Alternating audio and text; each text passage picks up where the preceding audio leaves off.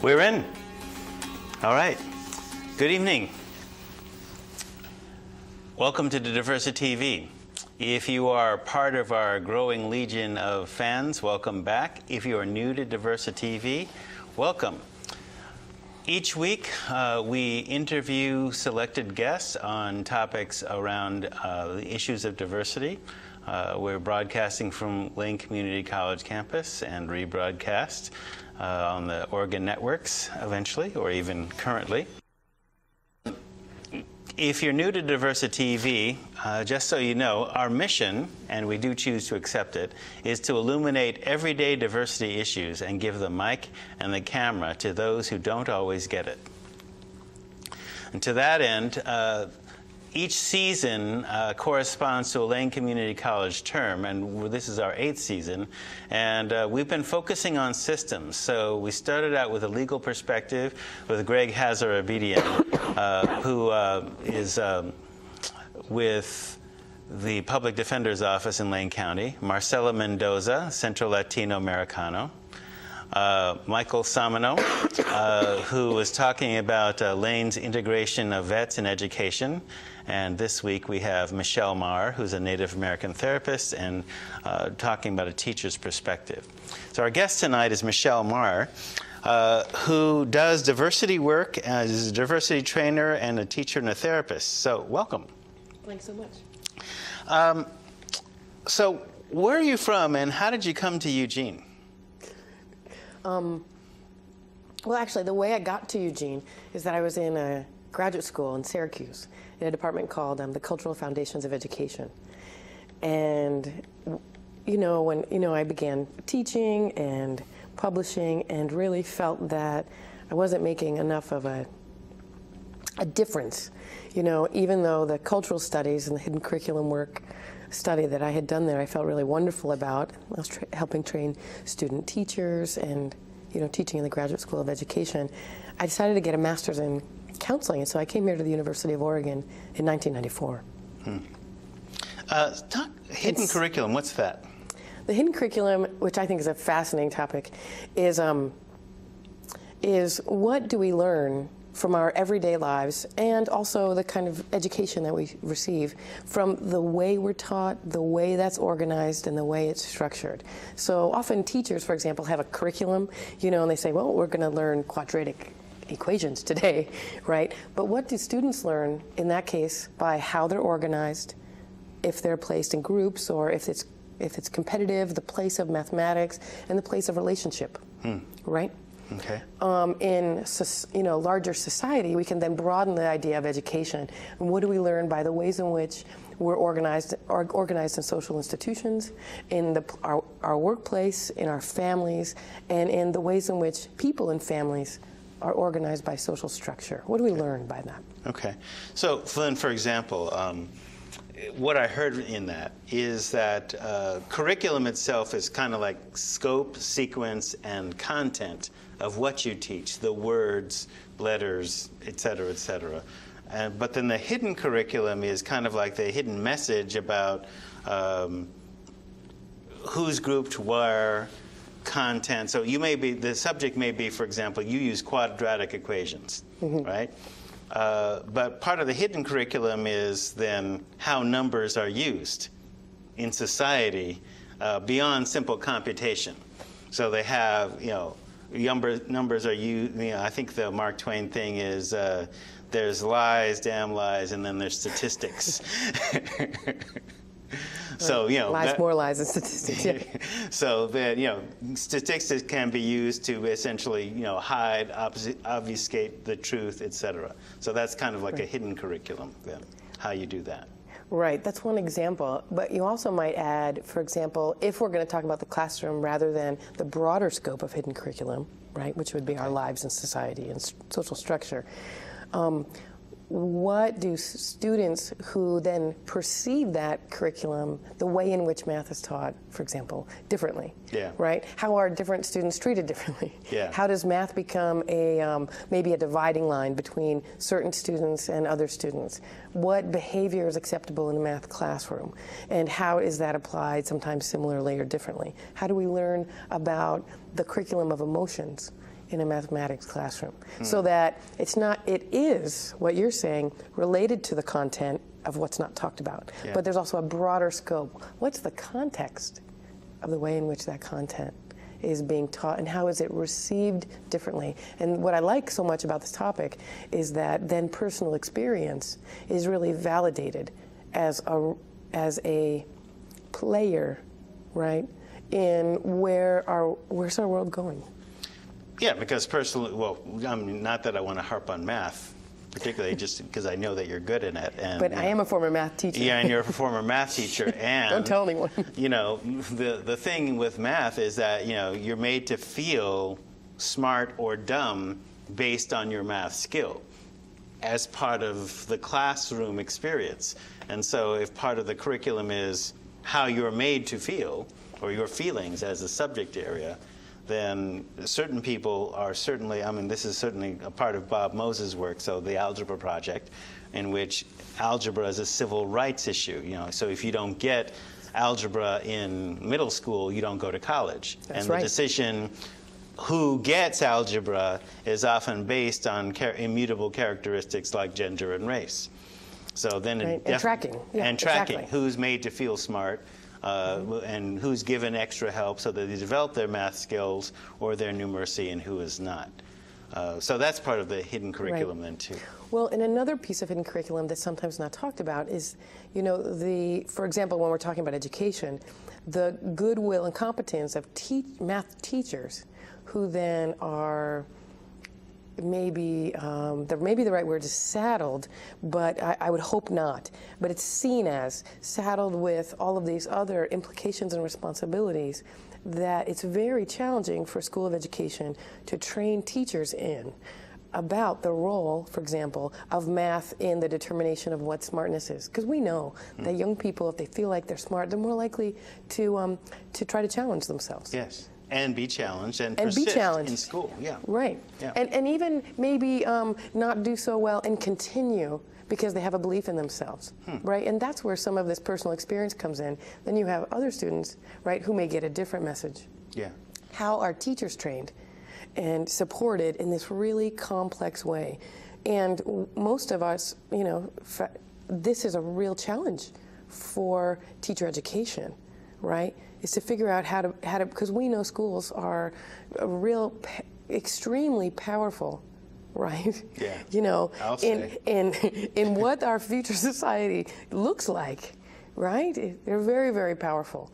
And yet you have these teachers in individualized classrooms. You know, it's not exactly a community environment in terms if you're the teacher, because you're the only one in this box, right? So then you know, so there's a lot more complications, because I wouldn't ever want to come across as, you know, suggesting that you know, teachers have so much work to do. Their classes are increasing. You know, their class sizes, the budget cuts. There's all these other things that the young people need and deserve that are simply not in the scope of a math teacher, but these are things they need during the school day. Yeah. That's really hard to address. Yeah. And one of those things is, how do young people who sometimes struggle leave school having a feeling that they can accomplish, you know, and that they can have a place. And as a former principal of an alternative school, this was really one of my, you could say kind of like a soapboxes, is that students would come with a history of some kind of educational failure. Often success in elementary school, and then they hit middle school, something happened. Yeah. And you know, they were sinking for one reason or another. And then now they're coming to their second or third school, right? And you know that there's hope underneath there, but they're jaded. Yeah. And they've had difficult experiences. So how do I encourage them to believe in this school? Jaded this time, and beaten up, and they're expecting that. Jaded, yeah. Beaten up, worried about being criticized. You know, they have some tough shells about that. But sometimes that tough shell is one of the things that doesn't actually fit in a typical school environment, right? Because of the ways they've responded. Yeah. And some of those ways of responding is actually not a problem in everyday society, but it is a problem with one single teacher and 30, 35, 40 students, right? And so we would talk in my incoming interviews with students about, I want you to see that there's a place for you. And the cool thing about the Northwest Youth Corps outdoor high school was that we had this camping trip called Spike. And, you know, kids were out there in the field doing physical conservation work, digging trail and clearing blackberries, and doing, you know, they'd have fires at night and there'd be a whole bunch of team building activities, and then there'd be problems and we'd sit and process them and talk about them. And which was not easy. Yeah. You know, it sure felt like mayhem for about 4 weeks until there was a really important education that happened, which was we come from a different place. And kids would hear each other's stories, we would hear their stories. And the beauty of that is that students would say things like, you know, I don't trust so-and-so, but I know where they come from and what they've been through. So when they did this and did that, I knew that. And when it comes to outside of the school, they would defend each other because they had a bond that family has, right? Because they understood each other. They had that. And if anything, because I know we're going to start to talk about diversity work and community work, it's actually that perspective that I think is so critical and missing, not only in schools, because schools actually don't have the structure to do it. We had the privilege as alternative school to have an alternative environment with 11 students in a classroom to be able to have these kind of projects. Because we had that structure, this other beautiful thing happened.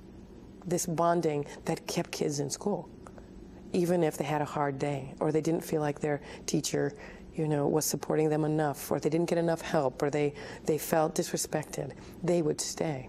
They didn't write it off, because then they started to have the skills to realize that their teacher also had an awful lot of work to do. Yeah. You see, and it was that. And if you have a student that's able to persist, no matter how hostile the teacher is or the environment is, and basically be able to stick with it and be able to instruct the teacher, but, you know, so few of them, but... Which sometimes happens. Which does happen, yes. Yes, which does happen, but those students have to be so skilled from the outside. And I think that one thing that I'm more and more aware of is, I think in some theory it's called, oh my gosh, Lateral Consciousness or something like that. What it's really saying is, for the student that sees any curriculum, and now I'm not talking only about education, but the curriculum of a workplace, a department, a commission, you know, the curriculum that when you walk into Walmart, what is it that you learn? What is the curriculum? Right. That message, yeah. Yes, and so this is so wonderfully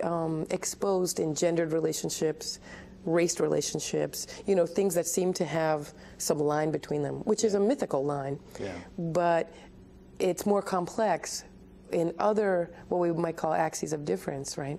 Is that consciousness is separate. It is who I am and who I trust and who I'm loyal to and the skills I have.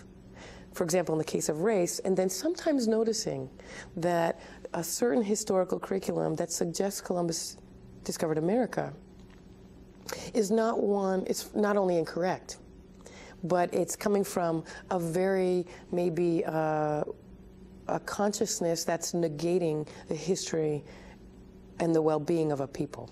Yeah.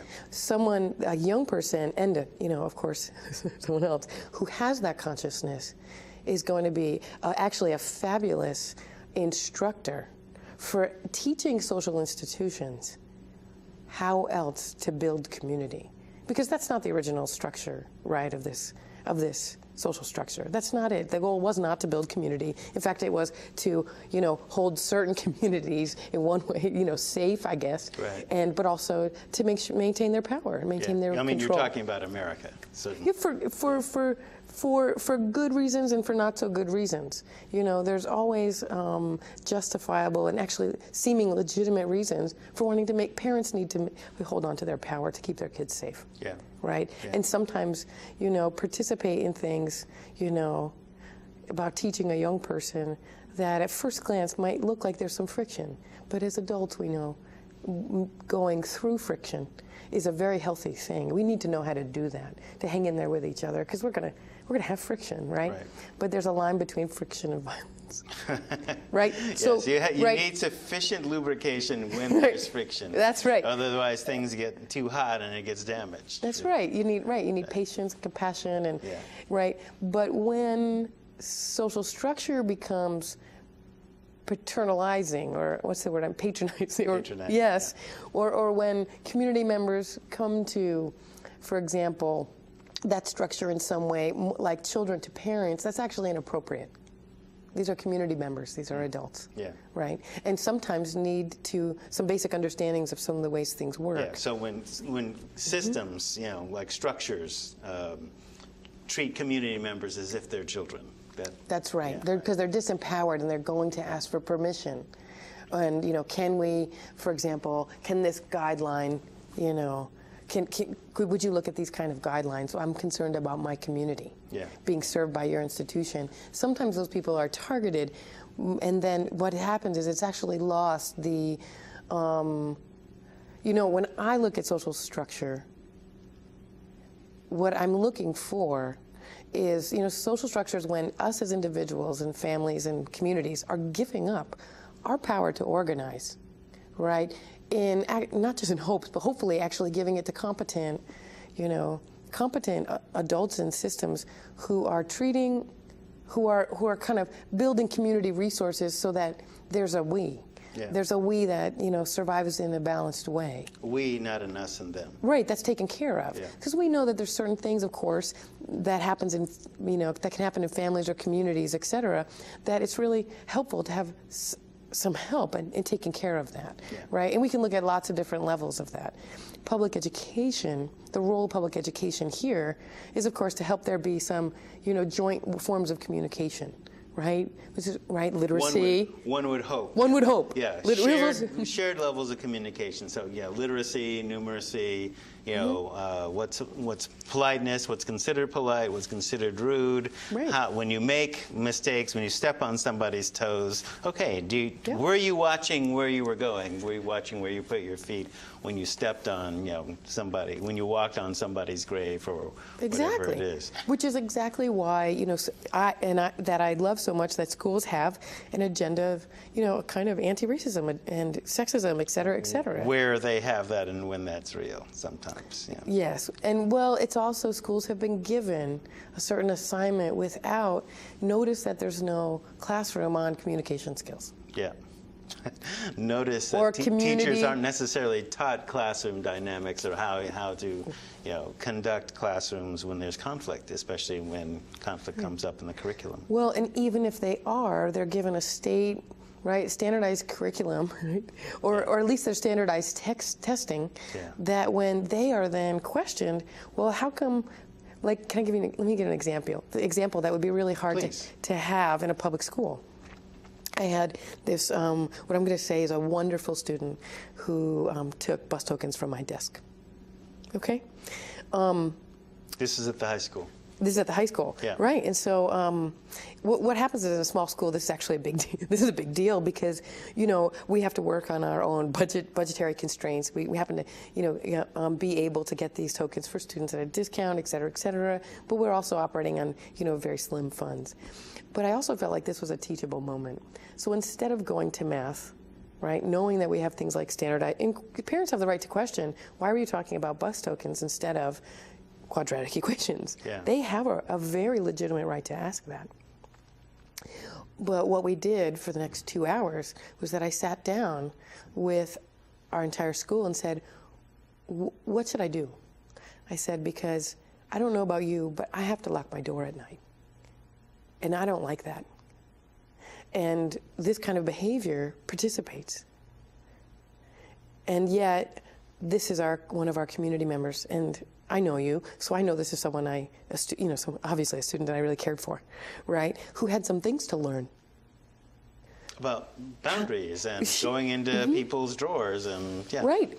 And it just so happens that the student ask first. 20 years later, or 10 years later, tells me he really struggled with this issue. And this was the last day it happened. And he also, you know, he works in a trade, and I was really glad to be able to call on him and ask him 10 years later, would you be the person who did this? I'd like to pay you instead of someone else, because I admire him. He's a young person who made a mistake. And if we can have that relationship with social institutions, for example, around cultural competency, right? To say, oh, we've all grown up. We've all, you know, we've grown up in this, we inherited these problems that obviously schools can't and they shouldn't be responsible for solving. But at the place of community, where we talk about government, social structure, departments, schools, right? We seem to not have that focus of working a little bit in the way that I had the, and I just want to say it happened to turn out good. You know, it doesn't mean I know it's going to turn out good, but we talked about it. And students started to say, yeah, you know, I only have 2 pairs of jeans and someone stole my jeans out of my locker because I couldn't afford a lock. Whoa. You know, and then that same student said, you know, if someone really needed them and they asked me, I would have given it to them. Because this was the relationship many students had with each other. Even though a lot of adults would say these young people were, you know, they would label them as hoodlums or, you know, gang, right, right. Yeah. And if they heard of this incident, it might reinforce that stereotype of young people. But these are young people who had struggles, and they had been, not because public education wanted to, but they had been underserved because they had needs that were very difficult to accommodate in such a massive, challenging system. Because I have great respect for the public education system. And of course, we didn't really talk about that. Because you're in it. So, yeah. What are some of the names of the classes you've taught at the various institutions you've taught at? Okay. Well, at Syracuse, I taught race, class, and gender in educational structures. Okay. Which is actually somewhat similar to our conversation so far. I currently teach at Lewis and Clark, and I teach counseling diverse populations. I used to teach the women's program here, and I also adjunct right now at the University of Oregon. I teach women, culture, and substance abuse treatment, and social issues, multicultural counseling, that kind of thing. So when you focus, for example, on foundations work in education, what does that mean, and how does the rubric of diversity come into play? Well, that gets back to the hidden curriculum. Okay. What are ways that, it's like these are some of questions in the foundations of education that we would look at. And this includes, I just want to keep highlighting this, you know, all other fields. It's not just a public education issue, but even in counseling, what do counselors and clients and families learn around how we are raced, how we are gendered, how we relate? What are ways that, what are the kind of the emotional rules around how we can resolve or cannot talk about resolving certain kinds of problems? Yeah, that are actually persistent. So that are persistent. When you said, yeah. you know, inherited, yeah. When you said raced, R-A-C-E-D, yeah. Raced. You know, I heard raised. And, oh yeah, actually, you are in the hidden curriculum of schools. You are raised to be raced. Yes, you know, and in families, right? And in we are families, raised to right? be gendered. You're right. You're raised to be gendered. However differently. Yeah, and that does play out differently depending on what your roles are in your particular culture, whether that's gender-based, race-based, class-based, all the sexual orientation, et cetera, all those different things that we talk in the rubric of diversity. Right, and I think one of the actually a really importantly misunderstood topic is this kind of, it's not new actually, I think it was in the 80s, Peggy McIntosh wrote this simple but powerful article called The Invisible Knapsack of White Privilege. Right, white privilege, the invisible knapsack, yeah. And, 88 at Wellesley, yeah. Yep, and so how, of course white is raced in a way, right? But often seemingly without ethnicity or a culture, or it kind of has an invisible center. Yeah, white. Don't talk about it. White is the ethnicity that isn't ethnic. Right. That's all. Right. And the thing is, it's actually very ethnic. It's the abandonment of the recognition of that ethnicity that I think it has been actually so invisibly damaging. Yeah. I mean, like for example, in my field, in substance abuse. So 12-step programs have name familiarity. So, when someone asks me about, well, do you think that 12 steps aren't culturally relevant? And I go, okay, so time out. First of all, 12-step is a cultural construct. Who invented it? Okay, two rich white guys in the 30s. Now, even though in the big book, they do mention like a woman of color, et cetera, et cetera. Okay, 12-step based treatment, except where it's run by people of color, who basically then also serve white people, consider race to be a taboo issue, or that a diversion from treatment issues, like, and legitimate treatment issues, according to 12-step folks, are only your addiction, your substance addiction. So the fact that you were medicating, for example, if you were a biracial woman, okay, who got sexually abused and raped by her stepfather, who called you, N-word, B-word, okay, race and gender are central issues to your self-medication. Okay, so that the science tells us that when we detox you, all right, those emotional issues are going to come to the forefront and going to be fertile ground to resolve, so that when we release you from treatment, you don't get, you don't self-medicate again when you are confronted with being a woman of color in Eugene, Oregon, as an example. Yeah. Well, in the struggle that I think that really happens in treatment programs that are, and we were talking about this before, the question around white blindness. White blindness, yes. And I'm really using the word snow blind and sneaking in white in there because, but you can put any privilege in there. And so what I see that happens is that there tends to be, in predominantly white organizations, and I'm just going to say a tendency, because I don't want to make a generalization. Obviously, this isn't the case all the time. Well, it is in the literature of people who write about predominantly white organizations, so you can say that, actually. Okay. But what happens is that diversity is an add-on. Yes. Or there's a diversity committee in which Right. sometimes diversity issues are talked about, maybe recommendations, made to administrators. And then the question is if they're actually listened to, implemented, integrated, or actually transform. And there's a strong amount of literature that transforms some of the concepts in the 12 steps to a recognition of racialized consciousness or gendered, right? Because there's also a feminist 12 steps, where we're looking for women and certainly people of color. What does it mean to give something up to a higher power? To start to look at that actually in terms of a social context, not just in terms of a religious one. I mean, that's one of the even though there are, black female 12-steppers. Sure. Right? They say, look, we don't have to understand we're powerless. In America, a black woman is powerless. Okay, and she is already, raced, gendered, and classed in a way that says you're less than nothing. So, to have that be said by a treatment provider in treatment is like, okay, how am I going to bond to 12 steps when it's a 12-stepper that's being racist towards me in treatment? And I'm not making this up. That's a real issue.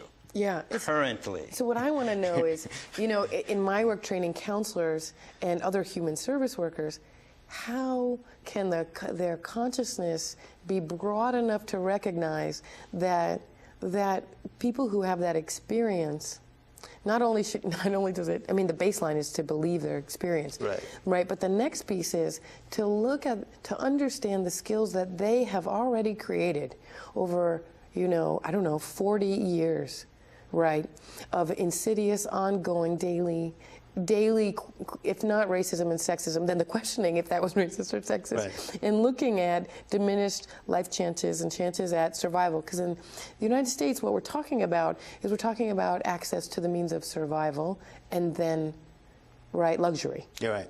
Right. So, this is actually life or death.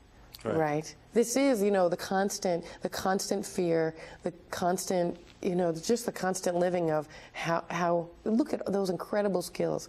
And I had this white young man a few years ago at Lewis and Clark.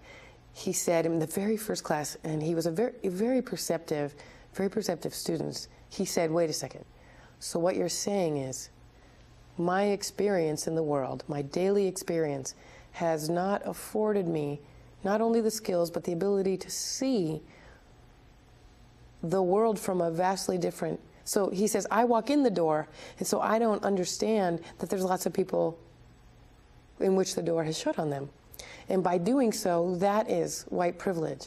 It's not, because he needed to understand that it actually wasn't something he had done outright. Right. But that he intentionally. Intentionally, but that he had benefited, and not only that he was actually, and his effort to care, what I loved about him was how much he really had a genuine interest in helping people heal and wanted the world to change.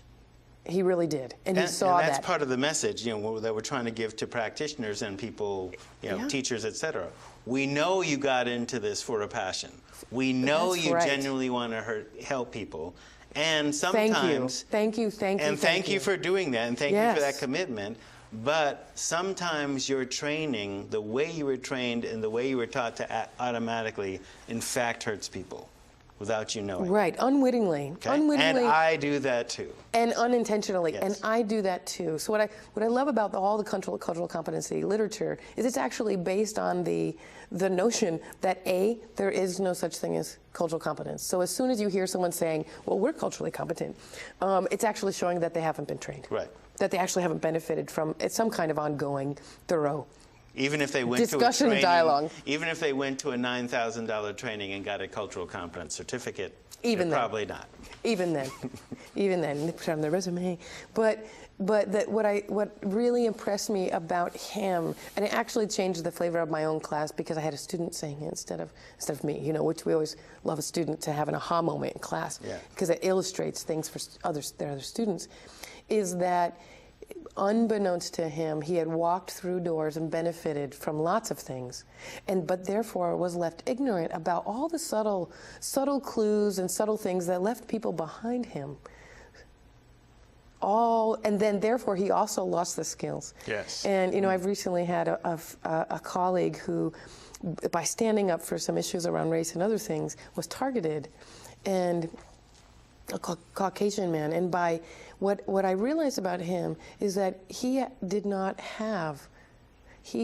never been systemically targeted before. Right. And to have that Right. and so to have that happen when you're over 60 for the first time dramatically changes your worldview in such a deep and profound way, that really the world to him had come crashing down because it was all brand new. So it was almost like he just, even though, being such a talented therapist, he didn't fully have those skills. He had empathy for it in the reverse. Yes. And he had spent time and work and effort to learn that in reverse, and which I, of course, appreciate, right? You can't... and knowing who you're talking about. Because he has to work harder. Right. He has to work harder to notice racism because he didn't have the door shut in his face, or named this or that, or evaluated in this way and that way every day. And he was, that doesn't have the body image issues. Right. Doesn't have any of that. And, if you go to demonstrably one of the most revered institutions on the planet and in the country, right? That's you right.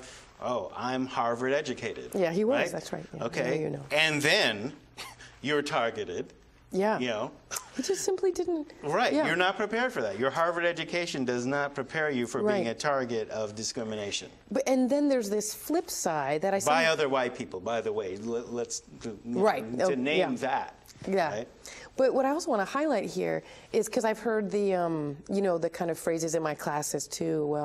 Well, but that means that people of color, but they've learned, they got a tough skin. You know what I mean? They have, I hear the things. That there's always a beneficial side, and what I try to communicate is good people try to make that lemonade, man. Yeah, right? Don't you? Right? Saying, hey, well, I learned that from this experience. I learned this terrible experience. I learned these things. Yeah. And the flip side of that is to learn this ongoing skills to deal with targeting is a terrible, terrible education. Yeah. I mean, you're right. Sure. So great. So it doesn't benefit anybody. Well, yeah. Well, and great. You learned to make lemons from lemonade, but what I really wanted was mango sorbet. So how come I can't get mangoes? When I ask for mangoes. Well, and that mango is a respectful relationship in a healthy community. Yeah. It's very simple, but us humans haven't pulled it off. Yeah. And it's a challenge I think it's a real challenge, and we don't talk about it enough, I think, as an adults, but it's a challenge for us. We have to recognize this world that we're handing down is a mess. And so where, I had a student who, last semester who seemed to think that I actually enjoyed teaching. And I really had to correct her. And we'd watch some of the Lee Manoir films in my class that I know. You know, an awful lot of Fear, et cetera, et yeah, cetera. that awful lot of Last people. Chance for Eden. Yeah, a lot of people have watched. And I said, I really want you to notice that us diversity workers or community workers that are doing our best to create these dialogues that are very, very difficult, and we have to learn the skills to do that. You know, that anything, lots of things happen, right? When you know, hello, everyday people get, including myself, get intimidated when you highlight that something might not be, you know, perfect, because we're trained in such a competitive environment, right? And we do have something called, you know, it's really like herding, right? We have to recognize that, look, that one of the middle school educations that we receive is that certain social groups work against different social groups, and if you don't fit in somewhere, you're unprotected. Unless you're a very special kind of charismatic, et cetera, person. Right. There is this thing, you know, we do have our herding and our grouping and that friction among humans that we all hope, I think, will alter, so that it's really challenging for us diversity workers, right, to have to work amongst, in that context, highlighting something that's very clearly not so pretty. In a compassionate way, but also like a parent that's saying, you know, I have to stop you from hitting, you know, these little kids from hitting each other with a pan, right? Right. It's dangerous. But there's not a consciousness yet of what kind of damage, you know. I mean, therapists' offices are filled with the damage of childhood. It's such an ageist idea to think children are resilient.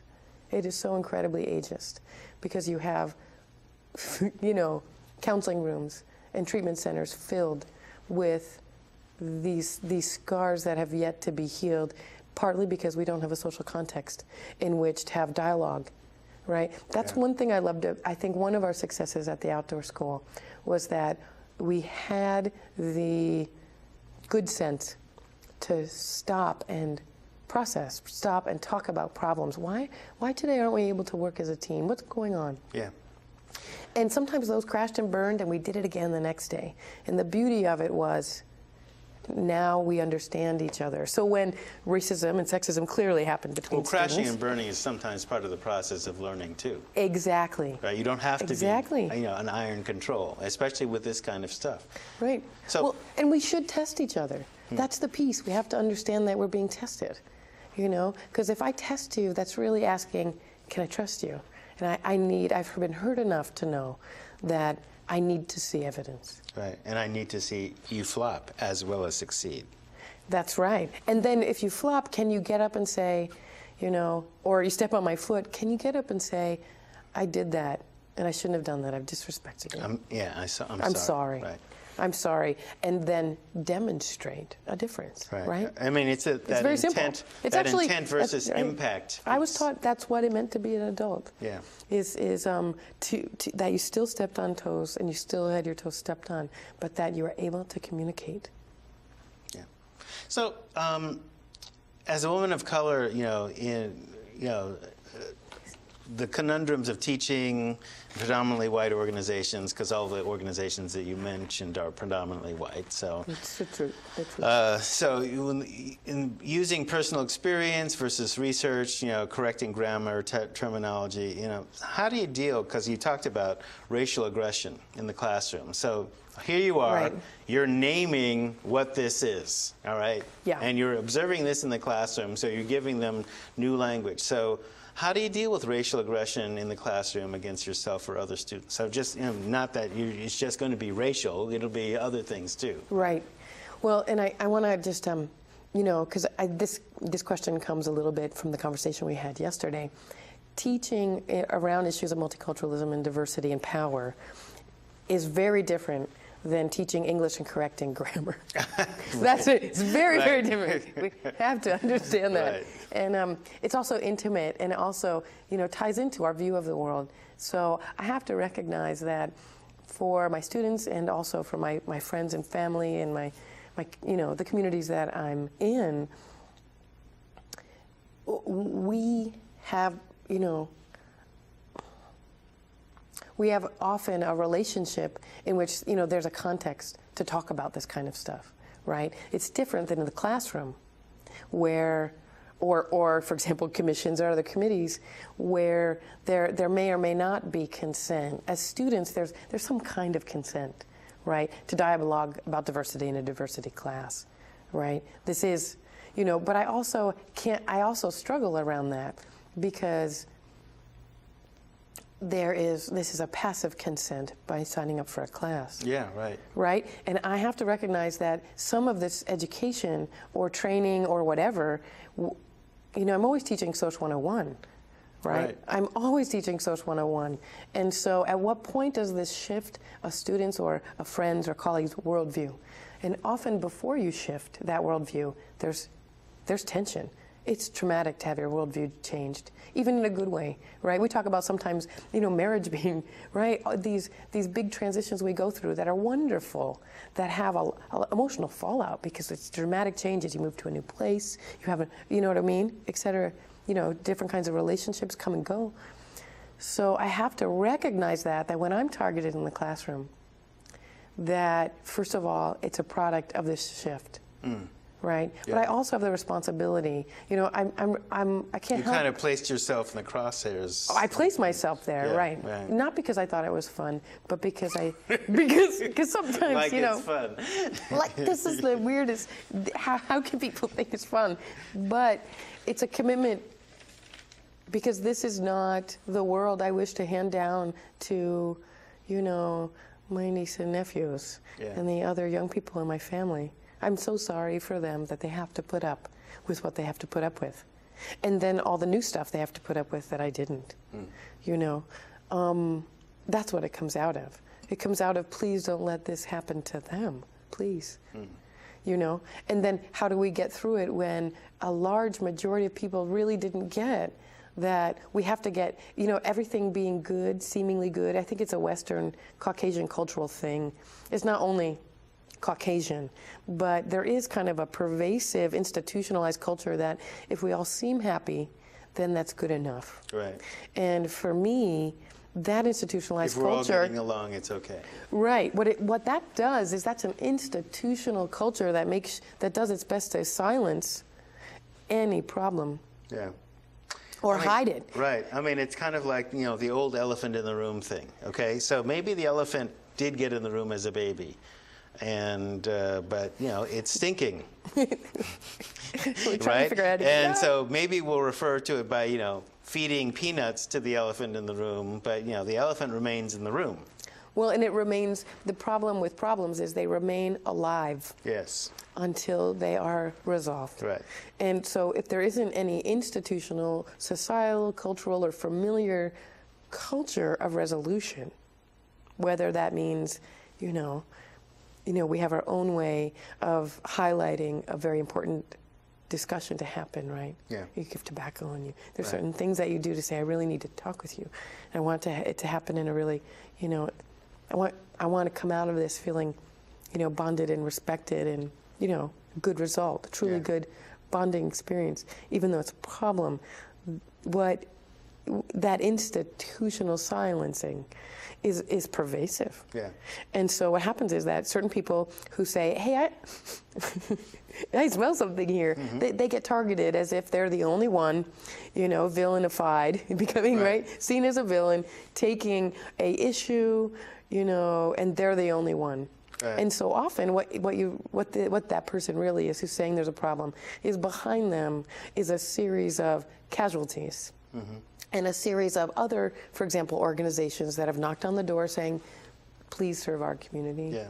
We want to get your attention. Yeah. And then you have other workers who have done that and, you know, have received their own scars or you know, had an exit interview that wasn't really read or, you know, all those kind of, you know what I mean? Or round filed in file 13. File 13. You know, and I guess, you know. Or maybe it was read, but then what happens sometimes in predominantly white organizations is because there's the white blindness, because those doors have opened and they haven't felt that bump, you know, as it excluded them, they actually don't have the skills to see what the person's talking about. Right. You know, unbeknownst to them, there actually is a problem, that they don't see the problem. Right. And that's what I'm talking about white blind.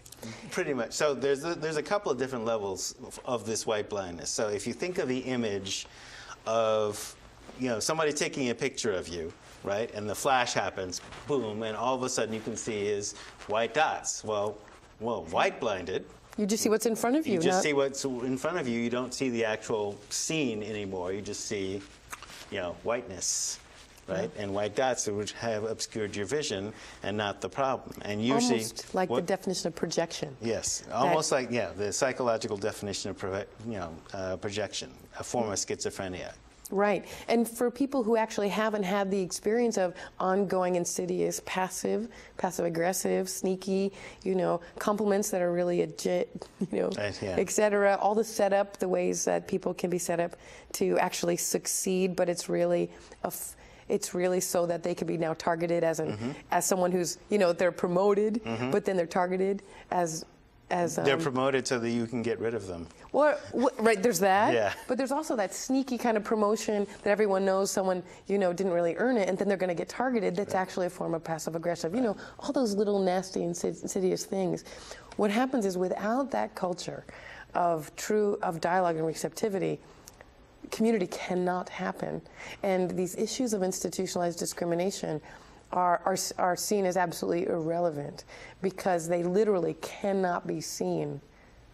Do you see? They're literally, right. It's impossible. Right. Yeah, it's not only like a disability like blindness would be, right? You don't see the problem, you don't see the issue, you don't see the people, you don't see the community. Then all you see is institutional preservation. Where, for example, you kill the messenger, and the messenger is saying, look, if you don't attend to this problem, it's going to bring your organization down. Right. And so it's going to hurt you. It's going to hurt you. It's actually a compliment. It's actually, there's, effort. I want to see you succeed, but if you don't attend to this, very serious problem, but you're a disgruntled employee. Oh. That's the struggles in large historical organizations that were created. Obviously, they've inherited the structure too. Yeah. So they don't know something different. See, I think if there was actually some training around the institutionalized discrimination and what that really looks like, both in outcomes and relationships among, workers or educators, or, you can take any institution. Yeah. Without that education, this institution many institutions are actually truly disabled. Yes. Because for those good-willed, lovely, passionate, wonderful workers, they do not have the ability. They know there's a problem.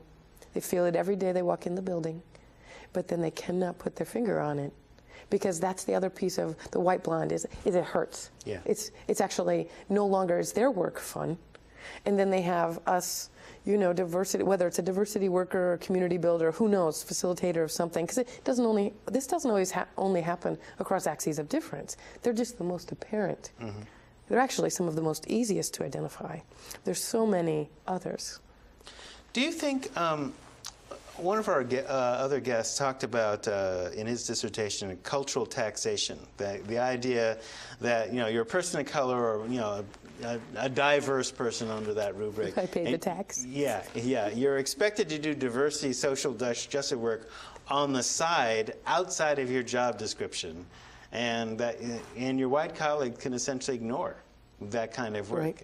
How do you handle those kind of personal/community expectations?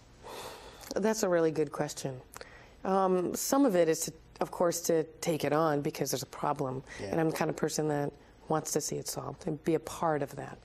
The other issue, of course, is when people are tokenized, and then you have to deal with that and the, for example, only the diverse, people in an organization are on the diversity, panel or whatever, that kind of thing, rather than a systemic, ongoing dialogue, and that it's obviously that part gives of you the everything. Illusion, the organization, the illusion that they're doing something because they have this right. little committee or this panel or whatever. Yeah. Right, but then you look at, were the recommendations of that diversity panel. First of all, who's on it?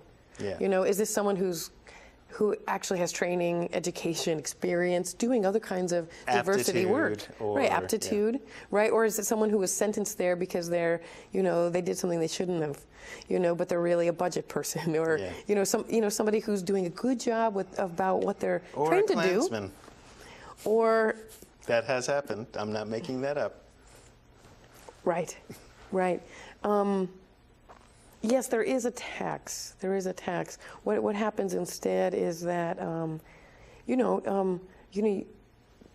what happens is that what matters, of course, in my life, right, is going to be my family and my relations, which means that instead of focusing my life energy, on being vital right. to your family. Well, what I'm going to do is I'm going to build stronger and stronger relationships with the people that are in my circles, right? Instead of, because I see that I'm being taxed, and it's taxing to do this kind of work.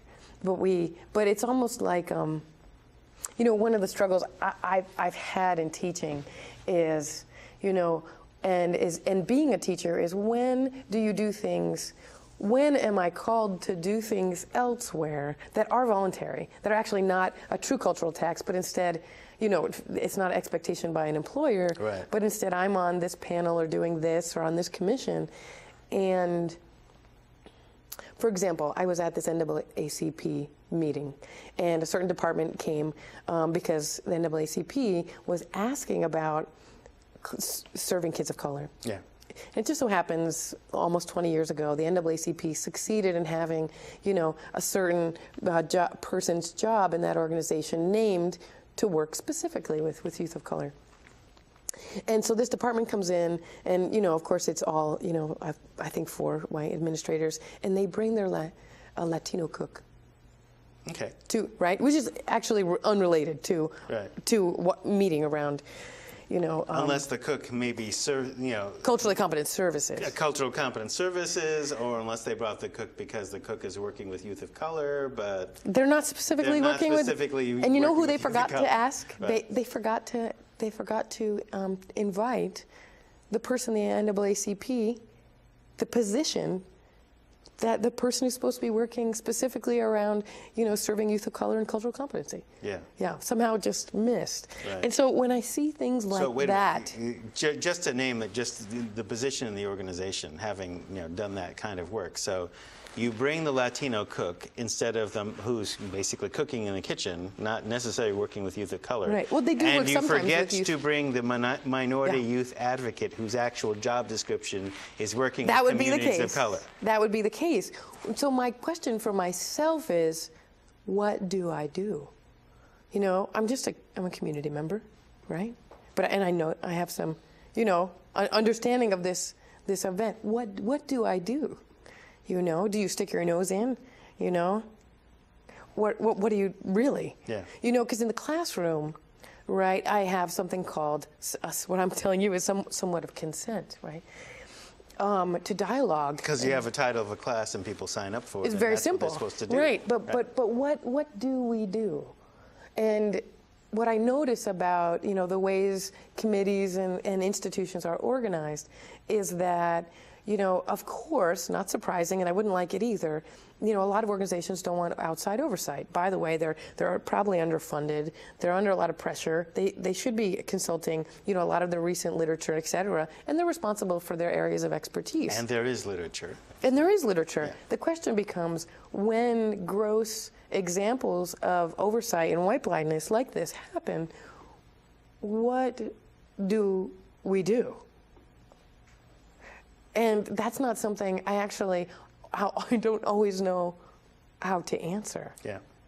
Right? Besides giving these kinds of things as examples of, pedagogically, we are citizens doing our best to build community and to resolve these things and to work through that messy, yucky friction.